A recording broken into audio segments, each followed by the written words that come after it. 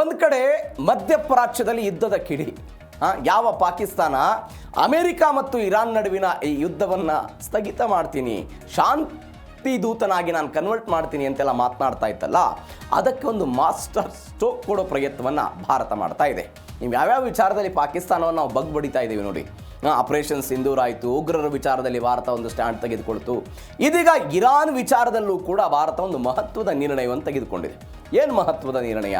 ಹಿಂದೆಯೂ ಕೂಡ ಭಾರತದ ರಾಯಭಾರಿ ಇರಾನ್ನಲ್ಲಿದ್ದರು, ಇದೀಗ ಬದಲಾವಣೆಯಾಗಿದೆ. 2002ರ IFS ಅಧಿಕಾರಿ ವಿಶ್ವೇಶ್ ನೇಗಿಯವರನ್ನು ಇರಾನ್ಗೆ ಭಾರತದ ರಾಯಭಾರಿಯಾಗಿ ನಿಯೋಜನೆ ಮಾಡಿದೆ ಆಗಸ್ಟ್ 3, 2026. ಹಾಗಾದರೆ ಈ ವ್ಯಕ್ತಿಯನ್ನು ಅಲ್ಲಿಗೆ ನಿಯೋಜನೆ ಮಾಡಿದ್ದರ ಹಿಂದಿರುವಂತಹ ಒಟ್ಟಾರೆ ಗುಟ್ಟೇನು? ಯಾವ ಕಾರಣಕ್ಕಾಗಿ? ನೋಡಿ, ಉಭಯ ದೇಶಗಳ ನಡುವೆ ಸಂಬಂಧ ಗಟ್ಟಿಯಾಗಿರಬೇಕು ಅಂತ ಹೇಳಿದ್ರೆ ಒಬ್ಬ ರಾಯಭಾರಿ ಬೇಕು. ಇರಾನ್ ಇದೀಗ ಭಾರತದ ಯಾವುದಾದ್ರೂ ಹಡಗ ಮೇಲೆ ದಾಳಿ ಮಾಡ್ತು, ಭಾರತೀಯರು ಯಾರಾದ್ರು ಸಿಕ್ಕಾಕೊಂಡ್ರು, ಏನೋ ಆಯಿತು ದಾಳಿ ಅಂತ ಹೇಳಿದಾಗ ನಾವು ಯಾರನ್ನ ಕೇಳ್ತೀವಿ? ಭಾರತದಲ್ಲಿರುವಂಥ ಇರಾನ್ ರಾಯಭಾರಿಯನ್ನು ಸಂಪರ್ಕ ಮಾಡ್ತೀವಿ. ಏನೇನಾಗ್ತಿದೆ ಏನು ಎತ್ತ ಅಂತ. ಸಹಜವಾಗಿ ಅಂಥದ್ದೇ ಬೆಳವಣಿಗೆಗಳೆಲ್ಲವೂ ಕೂಡ ಬೇಕು. ನಮಗೆ ಅಲ್ಲಿ ಆಗ್ತಾ ಇರುವಂಥ ಮಾಹಿತಿಯನ್ನು ನಮ್ಮ ದೇಶದ ಒಬ್ಬ ರಾಯಭಾರಿ ಅಲ್ಲಿ ಕುಳಿತುಕೊಂಡೆಲ್ಲವನ್ನ ಕೂಡ ಕೊಡ್ತಾ ಇದ್ದಾರೆ. ಇದೀಗ ಆ ಸ್ಥಾನಕ್ಕೆ ಒಬ್ಬ ಹಿರಿಯ ಅಧಿಕಾರಿಯನ್ನು ತೆಗೆದುಕೊಂಡು ಹೋಗಿ ಭಾರತ ಕುಂದಿರಿಸಿದೆ. ಅದು ಯಾವ ವ್ಯಕ್ತಿ ಅಂತ ಹೇಳಿದರೆ, ನಾನು ಅವಾಗಲೇ ಹೇಳಿದೆ, ನೇಗಿ ಅಂತ. ಅವರು ಪಾಕಿಸ್ತಾನದ ಈ ಕುತಂತ್ರ ಬುದ್ಧಿಯನ್ನು ಸಂಪೂರ್ಣವಾಗಿ ಬಲ್ಲಂತಹ ವ್ಯಕ್ತಿ. ಹೀಗಾಗಿ ಪಾಕಿಸ್ತಾನಕ್ಕೆ ಇದೀಗ ಪುಕು ಶುರುವಾಗಿದೆ ಎನ್ನುವಂಥ ವಿಚಾರ. ಹಾಗಾದರೆ ಏನಾಯಿತು ಈ ಅಪಾಯಿಂಟ್ಮೆಂಟ್ನಲ್ಲಿ? ಎಲ್ಲದರ ಬಗ್ಗೆಯೂ ಕೂಡ ಡೀಟೇಲ್ಸ್ ನೋಡ್ತಾ ಹೋಗೋಣ. ಇರಾನ್ ಅಖಾಡಕ್ಕೆ ಇದೀಗ ಭಾರತದ ವಿಶ್ವೇಶ್ ಎಂಟ್ರಿ ಕೊಟ್ಟಿರೋದು, ಇದು ಒಂದು ಬೆಳವಣಿಗೆ. ಮಧ್ಯಪ್ರಾಚ್ಯದಲ್ಲಿ ಉದ್ವಿಗ್ನತೆ ಹೆಚ್ಚಾಗ್ತಾ ಇದೆ. ಅಮೆರಿಕನೋ ಮತ್ತಷ್ಟು ಮಗದಷ್ಟು ದಾಳಿ ಮಾಡ್ತೀವಿ ಅಂತೆಲ್ಲ ಹೇಳ್ತಾ ಇದ್ದಾರೆ. ಎಲ್ಲ ದಾಳಿ ಭೀತಿ ಇವೆಲ್ಲದರ ನಡುವೆ ಭಾರತ ಒಂದು ಸ್ಟ್ಯಾಂಡ್ ತೆಗೆದುಕೊಳ್ತು. 2002ರ IFS ಅಧಿಕಾರಿ ವಿಶ್ವೇಶ್ ನೇಗಿ ಅವರನ್ನು ನೇಮಕ ಮಾಡುವ ಪ್ರಯತ್ನವನ್ನು ಮಾಡಿದ್ದಾರೆ. ಉದ್ವಿಗ್ನತೆ ಹೆಚ್ಚಾಗ್ತಾ ಇರುವಂಥ ಈ ಸಮಯದಲ್ಲೇ ಮಹತ್ವದ ರಾಜತಾಂತ್ರಿಕ ಎಲ್ಲ ತೆಗೆದುಕೊಂಡಿದ್ದಾರೆ. ಅಂತಾರಾಷ್ಟ್ರೀಯ ಸಹಕಾರಿ ವಿಭಾಗದ ಜಂಟಿ ಕಾರ್ಯದರ್ಶಿಯಾಗೆಲ್ಲ ವಿದೇಶಾಂಗ ಸಚಿವಾಲಯದಲ್ಲಿ ಇವರು ಕೆಲಸವನ್ನು ಮಾಡಿದರು. ಆಗಸ್ಟ್ 3ನೇ ತಾರೀಕು ಇವ್ರದ್ದು, ಅಂದರೆ ನಿನ್ನೆ ಆಗಿದೆ, ಈ ನೇಮಕ ಆಗಿದೆ.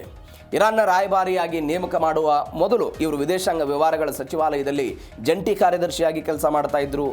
ವಿಶ್ವೇಶ್ ನೇಗಿ ಅವರಿಗಿಂತ ಮೊದಲು ರುದ್ರ ಗೌರವ್ ಶ್ರೇಷ್ಠ ಅಂತ ಇರಾನ್ನಲ್ಲಿ ಭಾರತದ ರಾಯಭಾರಿಯಾಗಿದ್ದರು. ಇದೀಗ ಅವರನ್ನು ಟರ್ಕಿಗೆ ಶಿಫ್ಟ್ ಮಾಡಲಾಗಿದೆ. ಹೀಗಾಗಿ ಅವರು ರುದ್ರ ಗೌರವ್ ಶ್ರೇಷ್ಠ ಟರ್ಕಿಗೆ ಹೋಗಿದ್ದರಿಂದ ಆ ಸ್ಥಾನಕ್ಕಾಗಿ ಈ ವ್ಯಕ್ತಿ ಬಂದಿರೋದು ಇದೀಗ ವಿಶ್ವೇಶ್ ನೇಗಿ. 2023 ಮೇ ತಿಂಗಳಿಂದ ಅವರೆಲ್ಲ ಕೆಲಸ ಮಾಡ್ತಾ ಇದ್ರು. 3 ವರ್ಷದಿಂದ ಅಲ್ಲಿದ್ದರು. ಇದೀಗ ಅವರನ್ನು ಟರ್ಕಿಗೆ ಕಳಿಸಿದ್ದಾರೆ. ಯುದ್ಧ ಆರಂಭ ಆದಾಗಿನಿಂದ ನೀವು ನೋಡಿ ಯಾಕೆ ಇದು ಇಂಪಾರ್ಟೆಂಟು. ಯುದ್ಧ ಆರಂಭ ಆದಾಗಿನಿಂದ ಇರಾನ್ನಿಂದ ಇಲ್ಲಿಯ ತನಕ ಭಾರತಕ್ಕೆ ಬಂದವರ ಪ್ರಮಾಣ ಎಷ್ಟು? 2557 ನಾಗರಿಕರು ಬಂದಿದ್ದಾರೆ. ಹಾಗಾದರೆ ಮುಗಿದು ಬಿಡ್ತಾ? ಇಲ್ಲ.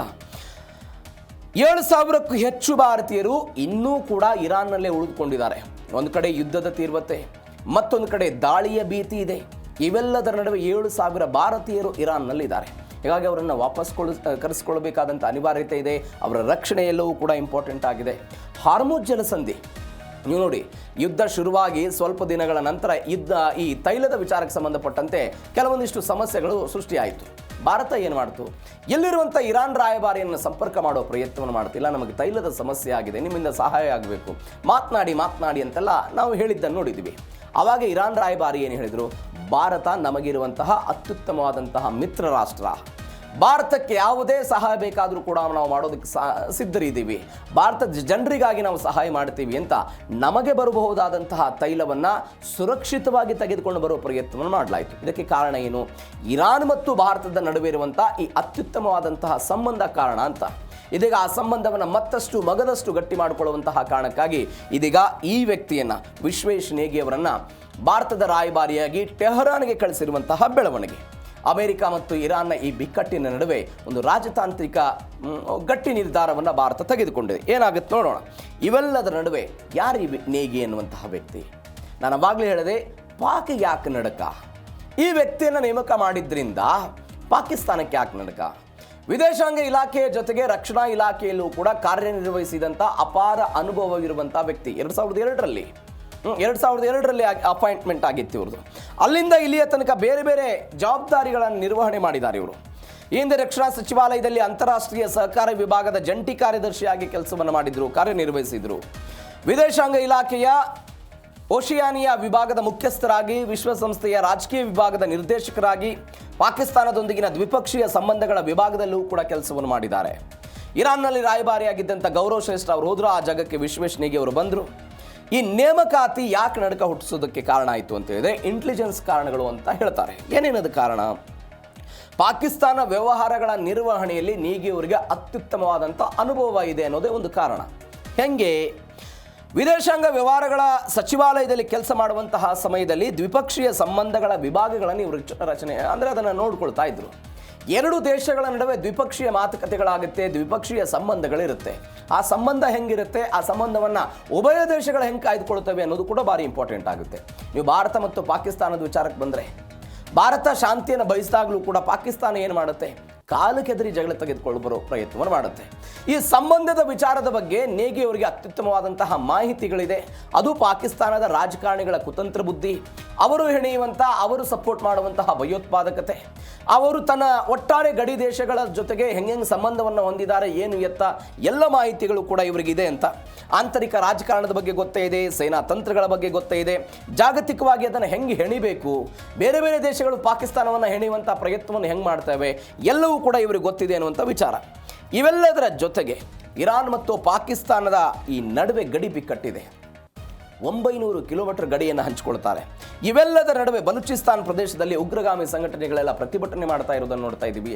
ಆ ಆಂತರಿಕ ಬಿಕ್ಕಟ್ಟಿನಲ್ಲಿ ಪಾಕಿಸ್ತಾನ ಇವತ್ತು ಬಳಲಿ ಬೆಂಡಾಗ್ತಾ ಇರೋದನ್ನು ನಾವೆಲ್ಲ ನೋಡ್ತಾ ಇದ್ದೀವಿ. ಈ ಎಲ್ಲದರ ಮಾಹಿತಿಯು ಕೂಡ ಈ ನೇಗಿಯವರಿಗೆ ಗೊತ್ತಿರುವ ಕಾರಣಕ್ಕಾಗಿ ಇದು ಪಾಕಿಸ್ತಾನಕ್ಕೆ ತಲೆನೋವಾಗಿದೆ ಎನ್ನುವಂತಹ ವಿಚಾರ ಸದ್ಯಕ್ಕೆ ಬರ್ತಾ ಇರುವಂಥ ಅಪ್ಡೇಟು. ಇವೆಲ್ಲದರ ನಡುವೆ ಮತ್ತೊಂದು ಬೆಳವಣಿಗೆ ಏನು ಅಂತ ಹೇಳಿದರೆ, ಚಹಬಾರ್ ಟು ಹಾರ್ಮುಜ್ ಜಲಸಂಧಿ ಭಾರತದ ಕವಚ. ಚಬಹಾರ್ ಟು ಹಾರ್ಮುಜ್ ಜಲಸಂಧಿ, ಇಂಧನ ಭದ್ರತೆ ಮತ್ತು ಚಬಹಾರ್ ಬಂದರಿನ ರಕ್ಷಣೆಗೆ ಭಾರತ ಆದ್ಯತೆ ಕೊಡ್ತಾ ಇದೆ. ಅದು ಒಮಾನ್ ನಮಗೆ ಸಹಾಯ ಮಾಡ್ತಾ ಇರೋದು. ನೀವು ನೋಡಿ, ಒಮಾನ್ನ ಜೊತೆಗೆ ಭಾರತ ಅನೇಕ ವರ್ಷಗಳಿಂದ ನಾವು ಗಟ್ಟಿಯಾದಂತಹ ಸಂಬಂಧವನ್ನು ಹೊಂದಿದ್ದೀವಿ. ಹೆಂಗೆ ಇದು? ಹಾರ್ಮುಜ್ ಜಲಸಂಧಿಯ ಮೇಲೆ ನಾವು ನಿಗಾ ಇಟ್ಟಿರುವುದು, ಯಾಕಂದರೆ ತೈಲ ವ್ಯಾಪಾರದ ಅತ್ಯಂತ ಪ್ರಮುಖ ಕೊಂಡಿಯಾಗಿದೆ. ಚಬಹಾರ್ ಬಂದರು ಹಾರ್ಮುಜ್ ಜಲಸಂಧಿಗೆ ಅತ್ಯಂತ ಹತ್ತಿರದಲ್ಲಿ ಇರುವುದನ್ನು ನೋಡ್ತಾ ಇದ್ದೀವಿ. ಇಲ್ಲಿ ಚಬಹಾರ್ನಲ್ಲಿ ಭಾರತದ ಉಪಸ್ಥಿತಿ ಇದೆ. ಅರಬ್ಬಿ ಸಮುದ್ರ, ಪರ್ಷಿಯನ್ ಕೊಲ್ಲಿ, ಚೀನಾ ಅಥವಾ ಪಾಕಿಸ್ತಾನ ನೌಕಾದಳಗಳು ಇಲ್ಲಿ ಯಾವುದೇ ಕುತಂತ್ರವನ್ನು ನಡೆಸಬಹುದು ಎನ್ನುವಂತಹ ವಿಚಾರ ಕಾರಣಕ್ಕಾಗಿ ಭಾರತ ಒಂದು ಕಣ್ಣಿಡೋ ಪ್ರಯತ್ನವನ್ನು ಮಾಡಿದೆ. ಇವೆಲ್ಲದರ ನಡುವೆ ಪಾಕಿಸ್ತಾನದಲ್ಲಿ ಚೀನಾ ಅಭಿವೃದ್ಧಿಪಡಿಸ್ತಾ ಇರುವಂಥ ಗ್ವಾದರ್ ಬಂದರಿನಿಂದ ಚಬಹಾರ್ ಕೇವಲ 170 ಕಿಲೋಮೀಟರ್ ದೂರದಲ್ಲಿದೆ. ಗ್ವಾದರ್ನ ಮುಖಾಂತರ ಭಾರತವನ್ನು ಸುತ್ತುವರಿಯೋದಕ್ಕೆ ಚೀನಾದ ಸ್ಟ್ರಿಂಗ್ ಆಫ್ ಫಾಲ್ಸ್, ನಾವು ಮುತ್ತುಗಳ ರಾಶಿ ಅಂತೆಲ್ಲ ನಾವು ಮಾತನಾಡಿದ್ವಲ್ಲ, ಆ ತಂತ್ರಕ್ಕೆ ಭಾರತ ಚಬಹಾರನ್ನೆಲ್ಲ ಅಭಿವೃದ್ಧಿಪಡಿಸ್ತಾ ಇರೋದು. ಇವೆಲ್ಲದರ ನಡುವೆ ಒಮಾನ್ ಕೂಡ ನಮಗೆ ಸಹಾಯ ಮಾಡ್ತಾ ಇರುವಂತಹ ವಿಚಾರ. ಚಬಹಾರ್ನ ಮುಖಾಂತರ ಭಾರತ ಒಂದು ಪ್ರತ್ಯುತ್ತರವನ್ನು ಕೊಡುವ ಪ್ರಯತ್ನವನ್ನು ಮಾಡ್ತಾ ಇದೆ. ಇಂಧನ ಭದ್ರತೆಯ ಸುರಕ್ಷತಾ ಕವಚವಾಗಿ ಇವರು ನಮಗೆ ಸಹಾಯವನ್ನು ಮಾಡಬಹುದು ಈ ವ್ಯಕ್ತಿ. ಯಾಕಂದರೆ ನಮಗೆ ಸುರಕ್ಷಿತವಾಗಿ ಇಂಧನ ಬರಬೇಕು. ಹೆಚ್ಚು ಡಿಪೆಂಡೆನ್ಸಿ ಆಗಿರೋದು ನಾವು ಹಾರ್ಮುಜ್ ಜಲಸಂಧಿ ಮುಖಾಂತರ. ಹೀಗಾಗಿ ನೇಗಿ ಅವರ ಈ ರಾಯಭಾರಿತನದಲ್ಲಿ ನಮಗೆ ಭಾರತಕ್ಕೆ ಒಂದು ಸಹಾಯ ಆಗುತ್ತೆ ಅನ್ನುವಂಥ ಆಲೋಚನೆಯಲ್ಲಿ ಭಾರತ ಇದೆ. ಹೀಗಾಗಿ ಆ ವಿಚಾರದಲ್ಲಿ ಏನಾಗುತ್ತೆ ನೋಡೋಣ.